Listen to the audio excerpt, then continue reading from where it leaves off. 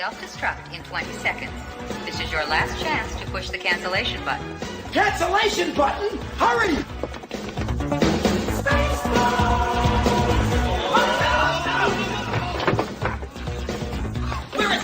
Where is it? It's gotta be here.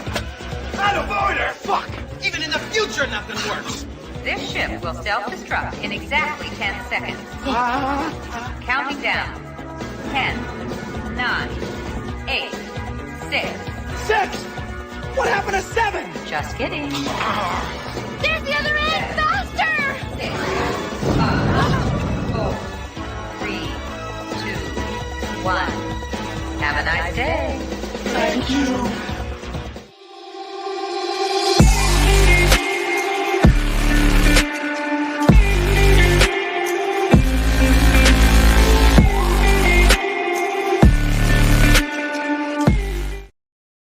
Hello, everybody. This is Leo Valdez coming to you from some undisclosed location in an undiscovered universe in some bunker somewhere. You'll never find me, government. But welcome to the Woodshed. And I've got a couple of things that we'd just like to discuss. We're going to keep things kind of short and sweet today. Well, 2024 promises to actually be a pretty good year in reality, mainly because of where it's going and how it actually it started in such a fine tune. Everybody complaining about the 14 playoff, and now we get to wave goodbye to it. But it goes without saying that as we're waving goodbye to the 14 playoff, we're also waving goodbye to Nick Saban in Alabama, probably Bill Belichick in New England, and we're also going to be looking at saying goodbye to Pete Carroll. And believe me, I've been saying bye to that guy for a long time, but we might be saying hi to him in college football. We really don't know. The fact of the matter is that 2024 is going to have not just a new outlook on what postseasons will look like in college football, but both college and the pros are going to have absolutely beautiful new landscapes and untouched territory. However, I got to do my little standard by bringing somebody into the woodshed for a beating, and that is Washington Huskies coach Kalen DeBoer. Kalen DeBoer decided to play Michael Penix while Michael Penix couldn't breathe. He had 2 cracked ribs and kept playing the national championship game. And I get it, and I can honestly fully understand the severity of the game and the necessity to win with your best player on the field. But when your best player is hobbled and can barely breathe, yeah, it's time to take that guy off the sideline, because it's not just about his longevity in his career, but it's also about the longevity of the kind of life he's going to want to live. Now, can Michael Penix make decisions for himself and say that he wanted to keep playing? Sure. But as a coach, you're called to be a little bit more responsible than that, especially when you're already down by 2 touchdowns. So, sorry, Kalen. I'm going to take you to the woodshed, and somebody who's going to be off the woodshed probably for quite some time is a congratulations are in order to Jim Harbaugh. I know I've been giving him a hard time for most of his time at Michigan, but I have to say he has done what he has set out to do, and that is win a national championship college game. And I let me tell you something, to do it on the back of being the team that beat Alabama. Now, Saban gets to go off on a high note, beating Georgia and winning the SEC championship game and taking that away from them. But they also have, the kind of travesty that Saban's career will have ended at the back of Jim Harbaugh. Man, I'm giving his brother John all kinds of credit, aren't he? This leading the Ravens to victory and maybe even the Wolverines. Why not? But joining me to talk about all of these changes, and then we're going to be talking about the postseason into the NFL, is my friend, cohort, and amazing side. This is my dude right here, Hunter Horn. Hunter, welcome. What's going on, Leah? Oh man, it is looking so great right now. I mean, what do you think about the different landscapes and everything that's going on? Let me tell you, it's not shocking to see Pete Carroll kind of be forced into the upper office, because you've got a changing of the guard coming. You've got the old coaches that can't really keep up with the new style of the NFL. They're not really drafting well either. Bill Belichick is actually gone. That's it. He's announced he's departing from the Patriots. whether or not he goes to the Chargers or whatever, because everybody's thinking, if the Chargers, have a chance to land him, Staley's gone. Goodbye. I think the biggest one that really like shocked me, because I thought he would come back for at least one more year, was Nick Saban. You know, I know he was done. He said he's tired of the NI deal because it's you got to offer him. It's whoever can offer the best. It's no longer really about recruiting. So I get him. It's like why do I especially now that the Dodge Challenger's been discontinued. He's out of luck there. I mean, honestly, if we look at it from an entire perspective, we're looking at the changing of the landscape, but then with the change of a landscape, all three of these guys are in their 70s. So there's a lot of new blood, A lot of new blood out there. Teams are making way for it. They realize, these young coaches, they have the newer plays, the newer styles. They, even though Michigan beat Washington, running it down their throats, these old coaches need to, especially in the NFL, the zone run is where it's at now. That's really Right. move the ball, running it down. The RPO is really got it going on.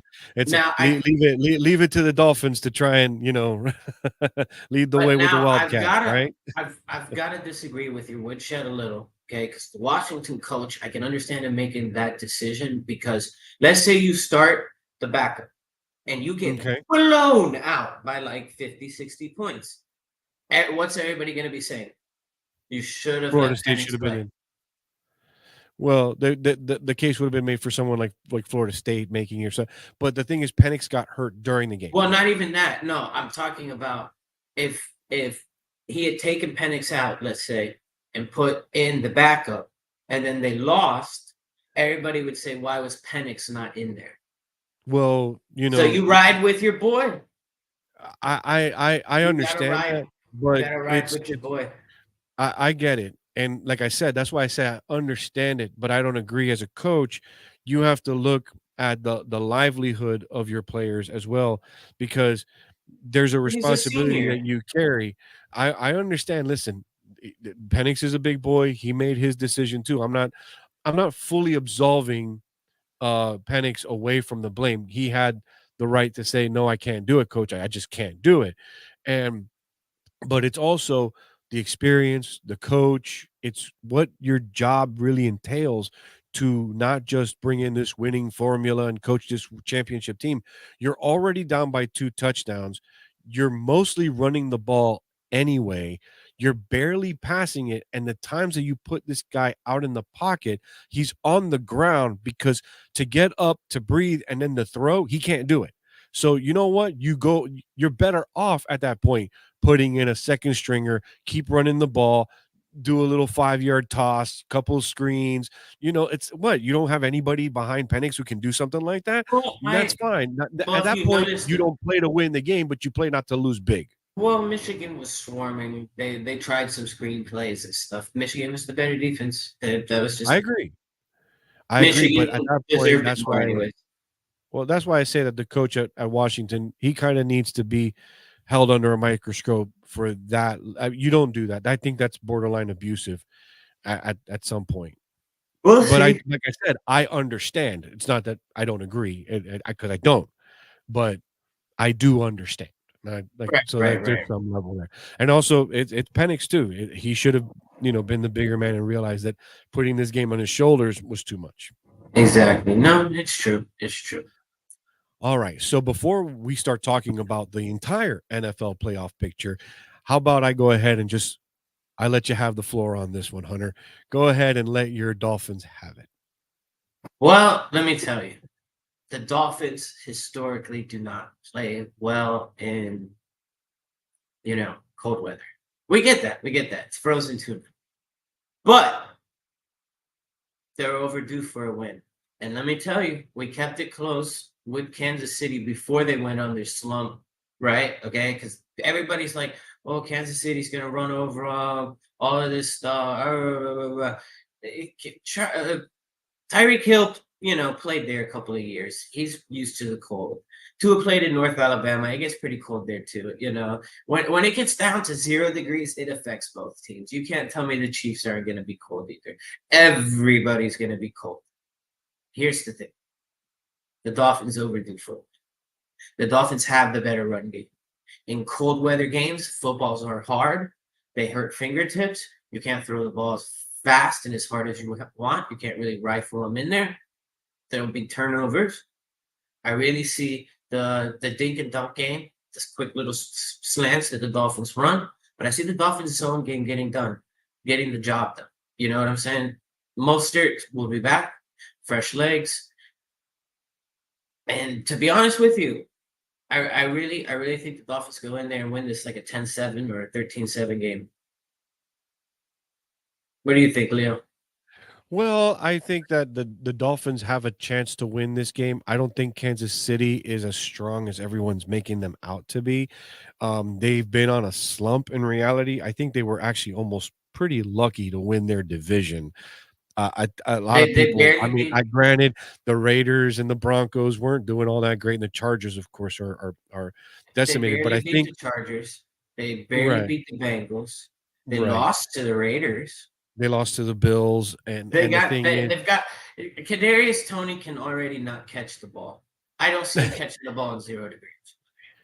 Right, they're going to throw it to Travis Kelce. Even weather aside, it's going to play a part. You're right on both teams. It's cold no matter what. I don't care who. Doesn't matter where you play or how you play. Cold is cold. It's cold is cold. You can't. There is no, unless you're an Eskimo. There is no getting used to 0 degrees. Everybody's like, oh no, it's their home field. It's advantage. I'm like, they don't live in the North Pole. They have the advantage as far as home field because of the Arrowhead. It's very intimidating to play. But it's going to be not. It's not going to be super packed. It's only going to be at like 80, almost 90% packed, and the it doesn't matter. It's still a very loud stadium. I'm just saying having home field advantage does help, but it's not going to be like the end all be all. I don't think it's going to be what makes or breaks the whole thing. I think in reality, the Patrick Mahomes without Tyreek Hill experience is coming to its conclusion. Yeah, because you take Tyreek Hill down to Miami, and all of a sudden Tua now led the league in passing yards this season. It matters. You got to have your weapons. The fact that Tua has been able to stay upright this year, their loss to, like I said, I think for the AFC, Baltimore is the real threat. I think Miami is going to be just fine. How they lost to the Bills, there's a lot of questions because there are questions as far as injuries for Miami is concerned. So I think this is just going to be a pretty rough and tumble kind of game. Listen, I think the Dolphins beat the Chiefs, then lose to the Ravens in the divisional. It happens, But at least we get one playoff. I would like one playoff. I would like just one playoff, please, just one. All right. Well, we'll talk real quick about the NFC, and then we're going to go a little bit back and forth of on the games. And on the NFC side, we're looking at the Eagles playing the Bucks, which I don't think is going to be. I mean, it's not all that it's cracked up to be. I think the Rams playing the Lions, that's going to be a decent game. But I think the real game to look at is the Packers and the Cowboys game. I think that the Packers are they're what we kind of wanted out of Florida State, that they're a team that they don't really seem like everything's together. They look like they're really a quarterback down from really having a complete team. I don't really believe in Jordan Love, but they're a team that they are finding a way to play cohesive. Good football. They're playing good football. They're not making mistakes. Their game, their last game of the season, which brought them into the playoff. Granted, I just think that's going to be the surprise. I think that's going to be the upset in the NFC is going to be the Packers actually beating the Cowboys in Dallas. And I think that's really going to set the tone for what's going to happen with Jerry Jones. I can see it. I could see it. I think the Lions beat the Rams, though. I think that You think the Lions beat there? I think so too. I think, and I think Dan Campbell should get Coach of the Year award, even though they're probably going to give it to the head coach out in Houston. So, but as far well, I as give it to DeMar Hamlin. You know, I heard he's gonna win like everything this year. Comeback player of the year. He didn't even play on offense, and he's supposed to win offensive player of the year. yeah, so no, like I said, the game in the NFC side, but if you want to watch the AFC wild card game, you need an actual subscription to Peacock to Oh watch yeah, it. no, they were like, listen, all these Swifties are gonna be tuning into this game because Peacock gave CBS like, gosh, I think it was like $500 or $600 million for the exclusive rights to that game. Because they know, and here's the best part: Peacock removed their like free trial or something. I think I saw too. So if you want to watch the game, you can't watch it on a free. Yeah, like they pulled it off their free trial. So if you want to watch the game, you can't be on a free trial. You have to be on an already paid membership and this, that, the other. So I was like, damn. So do you have your Peacock subscription? I do. Thanks to Comcast, I've had it for a long time. I've never used it. I guess we're using it. That's right. No, I've had my Peacock subscription for a while. So I like watching The Office. I like watching reruns of The Office every now and again. That's the only reason I get on there. They saw that as soon as Taylor Swift started dating Travis Kelce, almost 50, 60 million more people started watching the Chiefs games. And they said, delicioso. So then we'll be watching the referees too while we're at it in this game. Oh yeah. No, talking about. So we're talking about the Chiefs and the Dolphins being a game. I think that'll be a good Cleveland takes out Houston. I think the Cinderella story over in Houston is over at that point. I think Joe Flacco is coming back. I think the conference championship. You want to hear this year, right? It's a little wild. Okay. I think the conference championship, just because of the way the teams have been playing, and I really like Joe Flacco's play, I think it'll be the Ravens versus the Browns. I think the Browns edge the Bills. I think that the Browns edge the Bills in the divisional and pull it off. Because the Browns are the 5th seed, right? Yes. Yeah. I think I would love to see a Browns Ravens AFC championship game. I know you wouldn't. You would really like to see. Well, I would like to see the Dolphins, but if it happens, it happens. But to see, I don't know, something about, even if it would be so crazy, even if Flacco got to that game, that AFC championship game, and managed to beat the Ravens. I mean, dude, I'm telling you, the script writers are cooking this year. Listen, look at all the storylines that are going down, right? Yeah. Then just listen. Just wait for this. Then you would have Lamar Jackson taking on the Kansas City Chiefs after the Chiefs, I think, passed on him, right? Right. Remember that year that he went all the way through. That's assuming Kansas City beats Miami. Yes. Assuming Kansas City beats Miami. If not, you got Miami and Baltimore, and you've got the Dolphins, who easily Lamar wanted to come here, and they chose to stick with Tua. Right? They said Tua's our guy. Right? They're cooking, man. I love these script writers this year. Yeah. No. I still think that that the Super Bowl goes to the AFC. Whoever wins in the AFC is really going to take. If the regular season taught us San Francisco's not ready for Baltimore. Yeah, I don't think what they're doing. Purdy will probably crack under pressure. Yeah, I love how everybody kind of makes him the guy, and I'm like, yeah, he's still not the guy. He hasn't been. He's surrounded by Pro Bowlers, and Christian McCaffrey, unless he has an absolute superstar game against a very stout Ravens defense, if they play in the Super Bowl, let's just say if, right? Both 1 seeds make it. We've already seen in the season that the Ravens got the formula, but I wouldn't put it past Kyle Shanahan to cook up a nice formula. Who knows? You have some great football coming up. I'm excited. I know, and we've got a Harbaugh in the postseason in the NFL, a Harbaugh national champion.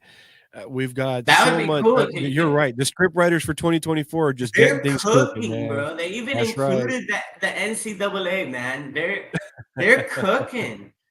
Yeah. Now the So committee thing makes sense, man. It does. It does. Saban losing to Michigan, and Michigan being the first, I think, team or like second team in 18 years to win the national championship outside of that southeast area in the United States is, yeah, you know, it's interesting, man. these are all They're big deals. cooking.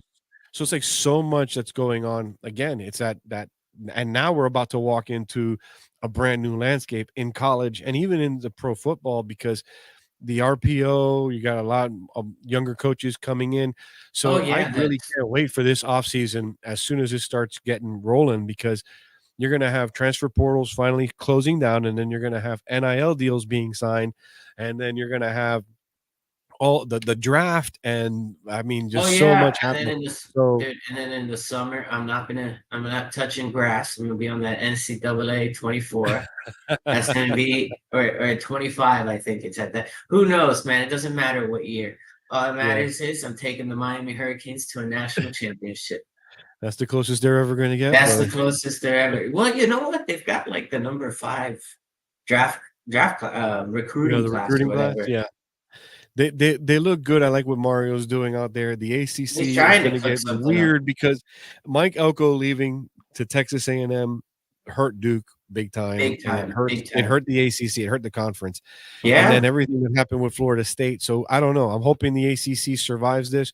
I don't want them going the way of the Pac-12. That's for sure because Yeah, I that think would that there are a suck. lot of great teams. Because it would suck if you have just SEC versus Big Ten, two Right. conferences, basically. Yeah, basically, and maybe even some in the Big 12 because the Big 12 is taking If on so that, many times. So then you have if three that. power conferences. I think that's no, I think that's way too lopsided But in college Texas football. didn't Texas just leave the Big 12 for the SEC? Yes, but you had a bunch of there's a bunch of teams that from the Pac-12 went to the Big 12. That's true. Like That's the true. Pac-12 is like down to like maybe Well, about like four and you know teams. what was wild? The Pac-12 in its last year of having all these teams had the most ranked teams.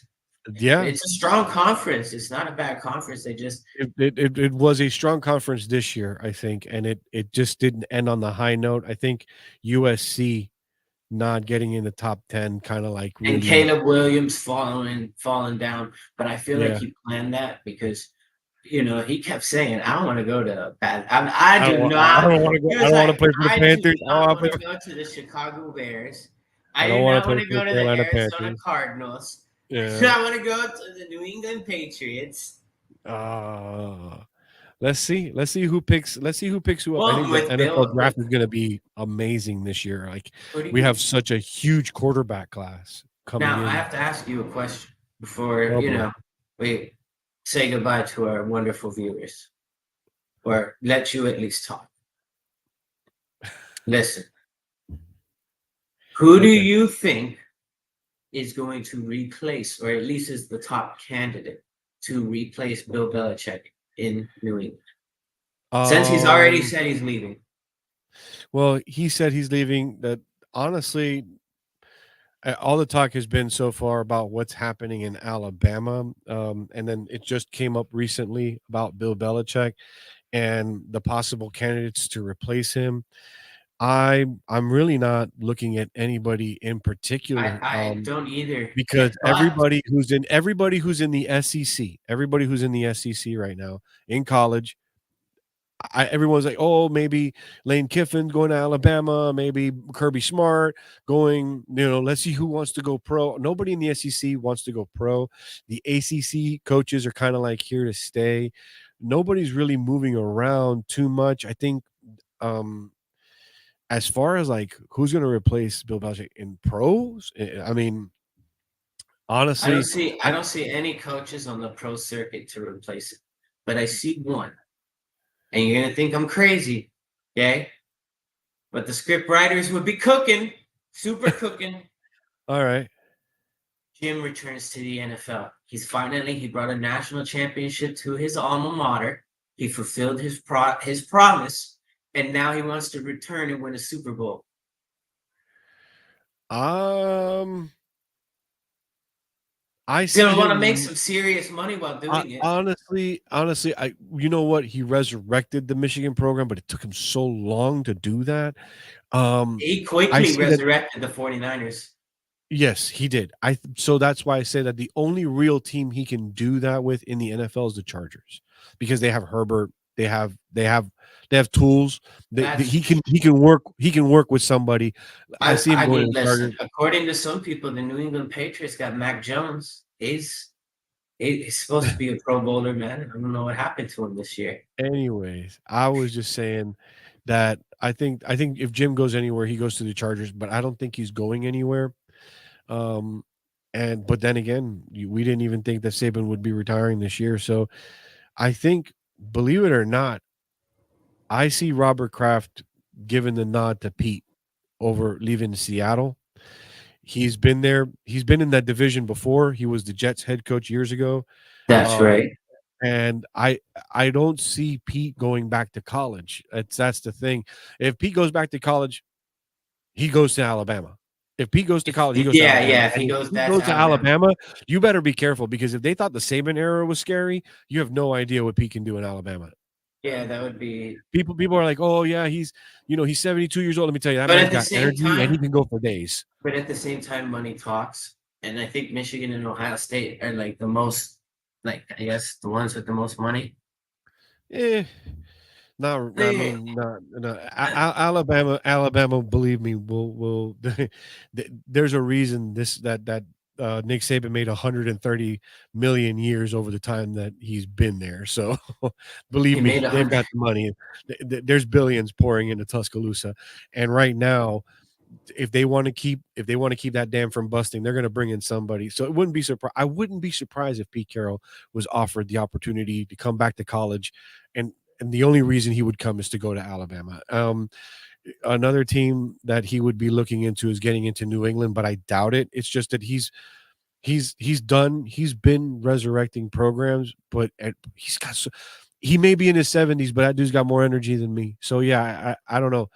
As far as going, anybody who I would think would leave their team and go coach the New England Patriots right now, I mean, you're not really taking care of just about anything. I think they're just going to do an inside hire, and they're going to restructure the team, and they're just going to keep things kind of low key, and then try to rebuild on a new draft class. That's all they can really do. Well, the Patriots don't know how to draft. That's their issue.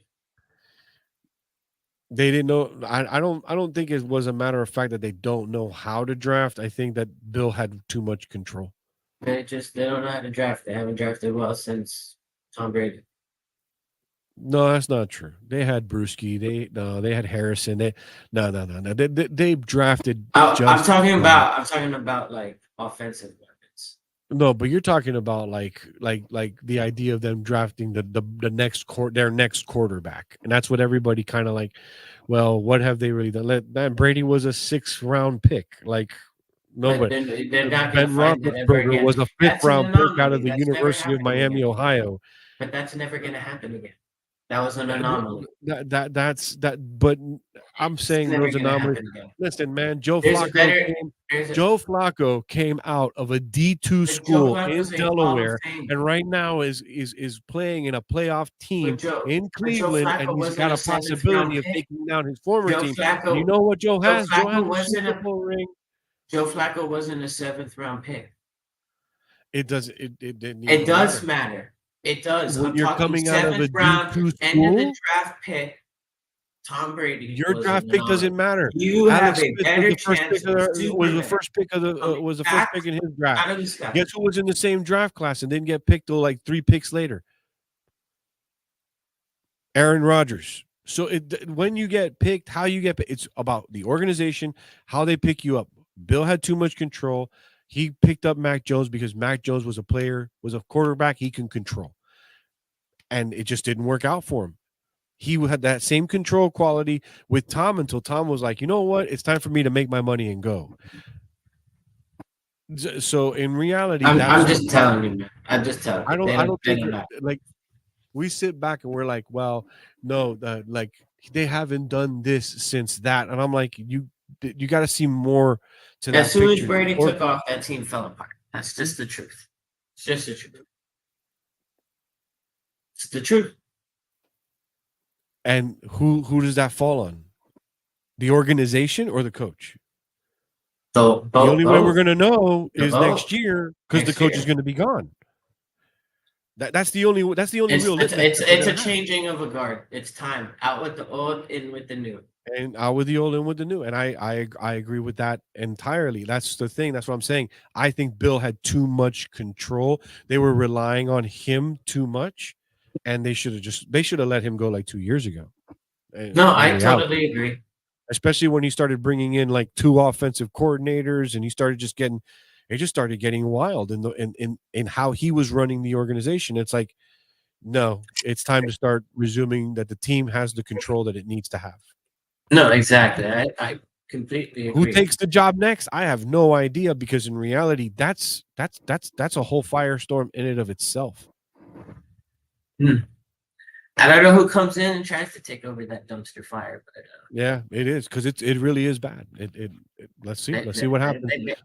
You know, And we'll be reporting about it, and we'll be talking about it when it happens, and we'll be here giving you guys, I mean, our takes on just a lot of things. So many different changes happening in college. So, Hunter, we're going to keep talking about this. Believe me, this isn't the end of this conversation. That's for sure. Sounds good, Leah. Sounds good. All right.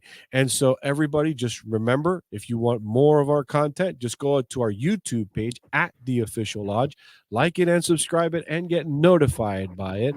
Thank you. This is Leo Valdez telling you, have a great day. And now you have our permission to leave the woodshed.